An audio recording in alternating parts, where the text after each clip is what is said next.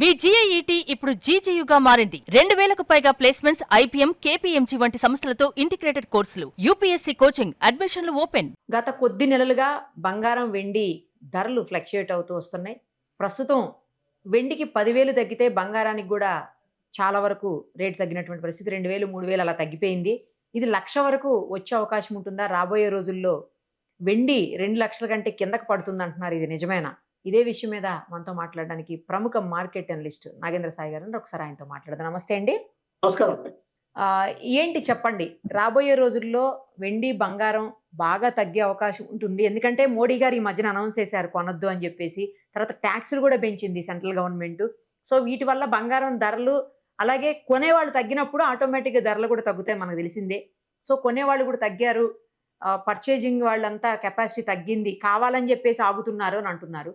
So దానివల్ల బంగారం, వెండి రేట్లు తగ్గుతున్నాయా, లేకపోతే మరేదన్నా రీజన్ ఉందా? రాబోయే రోజుల్లో ఇంకా తగ్గుతుంది అంటున్నారు. ఇందులో నిజమెంత?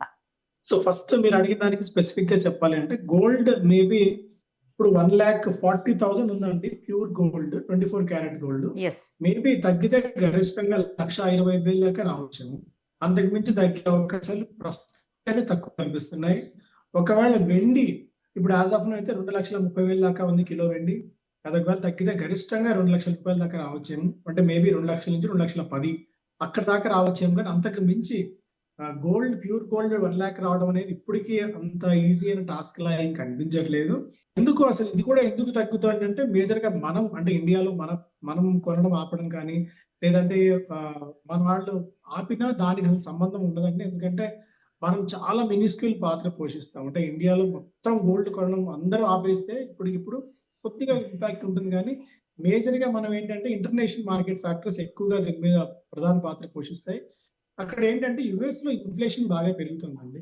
అండ్ దీనితో అక్కడ యుఎస్ లో వడ్డీ రేట్లు మేబీ అట్లీస్ట్ ఒక 1/2 నుంచి 1/2% మేర పెంచుతారు అని చెప్పి దాదాపు 60 నుంచి 70% మంది యుఎస్ ఎకానమిస్టులు అంచనా కడుతున్నారు. దీనివల్ల యుఎస్ లో వడ్డీ రేట్లు పెంచితే మన దగ్గర ఏమవుతుంది అంటే, యుఎస్ లో వడ్డీ రేట్లు పెంచితే ఏమవుతుందంటే, ఇప్పటికే అక్కడ దాదాపుగా వడ్డీ రేట్లు 4% ఉంటాయి. సాధారణంగా ఏంటంటే అమెరికా, జపాన్ లాంటి ప్రముఖ అంటే బాగా అభివృద్ధి చెందిన దేశాల్లో వడ్డీ రేట్లు చాలా తక్కువ ఉంటాయి. అంటే ఇప్పుడు మన దగ్గర 7-8% ఉంటే వాళ్ళ దగ్గర 1-2, గరిష్టంగా 1-2% ఉంటాయి.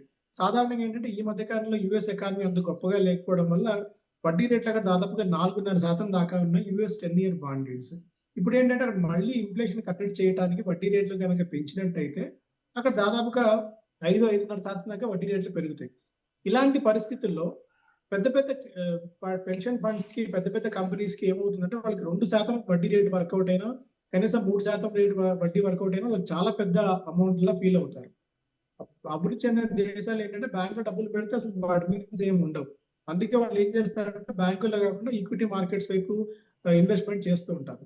ఇప్పుడు గోల్డ్ లో కనుక పెట్టుబడులు పెట్టినట్టయితే దానివల్ల ఈల్డ్ ఏం రాదు. అంటే గోల్డ్ ధర పెరిగినప్పుడు మాత్రమే, తగ్గినప్పుడు మాత్రమే వోలటాలిటీ ఉంటుంది తప్ప, గోల్డ్ లో పడితే ఎన్ని రోజులు పెట్టుకున్నా దాని మీద వచ్చి ఈల్డ్ ఏమి ఉండదు. అందువల్ల ఏం చేస్తారంటే పెద్ద పెద్ద హెడ్జ్ ఫండ్స్ అంతా కూడా ఏదో కొట్టే డాలర్స్ కొంటారు, లేదంటే డాలర్ బాండ్స్ కొంటారు. 10-year బాండ్ రేట్స్ కానీ, 15-year బాండ్ రేట్స్ కానీ. ఇప్పుడు 5.5%, 6% మీద అక్కడ వడ్డీ వర్కౌట్ అవుతుంటే అదే పనిగా వచ్చి పనిమాల గోల్డ్ లో ఇన్వెస్ట్ చేసి రిస్క్ తీసుకోవాల్సిన అవసరం ఏమి ఉండదు. సాధారణంగా గోల్డ్ అనేది కేవలం ఒక హెడ్జింగ్ మెకానిజమే కానీ ఇన్వెస్ట్మెంట్ పర్పస్ ఎప్పటికీ కాదు పెద్ద పెద్ద కంపెనీస్ అన్నిటికీ కూడా. అంటే దాదాపు ఒక $2 ట్రిలియన్, $3 ట్రిలియన్ పెద్ద పెద్ద కంపెనీస్, ఎకానమీస్ ఇన్వెస్ట్ చేసేవంతా కూడా బాండ్స్ లో ఇన్వెస్ట్ చేస్తారు. కానీ గోల్డ్ అనేది చాలా మినిస్క్యూల్ పాత్ర అండి. అంటే ₹100 గోల్డ్, ₹100 బాండ్స్ లో ఇన్వెస్ట్ చేస్తే హార్డ్లీ ₹7-8 మాత్రమే గోల్డ్ లో ఉంటుంది. అందువల్ల గోల్డ్ పెద్దగా ప్రపంచవ్యాప్తంగా పట్టించుకోరు, ఒక హెడ్జింగ్ కింద మాత్రమే చూస్తారు. అండ్ దీనితో యుఎస్ ఏంటంటే ఇన్ఫ్లేషన్ బాగా పెరిగింది. ఈ 4 నెలల పాటు ఇరాన్ యుద్ధం కారణంగా అక్కడ గ్యాస్ ధరలు కూడా బాగా పెరిగాయి. అక్కడ ఇన్ఫ్లేషన్ కూడా బాగా పెరిగింది. అక్కడ ఇన్ఫ్లేషన్ కట్టడి చేయాలంటే ఖచ్చితంగా వడ్డీ రేట్లు పెంచి తీరక తప్పదు.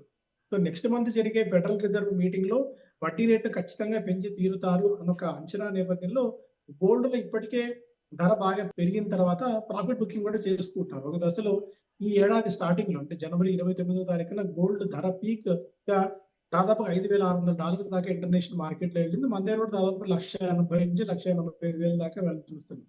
సో లోయర్ లెవెల్స్ దగ్గర అంటే 2,600 నుంచి డబుల్ అయిపోయిన తర్వాత ఎవరైతే లోయర్ లెవెల్స్ దగ్గర కొన్నారో వాళ్ళందరూ ప్రాఫిట్ బుక్ చేసుకుంటారు. అంటే డబ్బులు అమ్మి సొమ్ము చేసుకుంటున్నారు. ఇది కూడా వన్ ఆఫ్ ది రీజన్ అండి గోల్డ్ పడడానికి. సో ఇది ఎక్కడ దాకా పడుతుంది అంటే, సో గోల్డ్ ప్రొడక్షన్ కాస్ట్ అంటాం. అంటే గోల్డ్ వెలికి తీయడానికి దాదాపుగా $1,700 నుంచి $1,900 ఖర్చు అవుతుంది. అంటే గోల్డ్ మైన్స్ లో నుంచి కొన్ని టన్నుల కొద్ది ఓర్ ని శుద్ధి చేసిన తర్వాత వచ్చేది కొద్ది గ్రాముల బంగారం వస్తుంది కాబట్టి, సో పర్ డే గోల్డ్ ఉత్పత్తి చేయడానికే మనకు దాదాపుగా $1,700 నుంచి $1,900 వరకు ఖర్చు అవుతుంది. మనకు ఒక ఔన్స్ బంగారం తీయాలంటే ఆ లెక్కన దానికంటే మనం మంచి ప్రైస్ లోనే ఉన్నాం, మంచి ధరలోనే ఉన్నాం. సో ఎక్కడ దాకా పడుతుంది అంటే, ప్రముఖ జేపీ మోర్గాన్ కానీ, డాయిష్ బ్యాంక్ కానీ వీళ్ళందరూ చెప్పేది ఏంటంటే ఇక్కడ నుంచి గరిష్టంగా 10 నుంచి 20% మేర మాత్రమే గోల్డ్ ధర పడే అవకాశం ఉంది. ఓకే. సో ఒక 1,00,000కి డౌన్ అవుతుందని కానీ, లేదా 1,00,000 దగ్గరకు వస్తుందని కానీ ఎక్స్పెక్ట్ చేయటం మిత్తే అవుతుంది అయితే ఇక కష్టం. ఇప్పుడైతే అంటే మరి అంత అత్యాశ కూడా పనికిరాదు. 1,80,000 ఉన్నప్పుడు 2,00,000 అవుతుందేమో అని కొన్నాం. 1,80,000 నుంచి 1,40,000 వచ్చినప్పుడు 1,00,000కి వస్తుందేమో అనుకుంటాం. మన ఇండియన్ మెంటాలిటీ ఏంటంటే పెరుగుతున్నప్పుడు వెంటబడి కొంటాం, పడుతున్నప్పుడు దాని వైపు కూడా చూడం.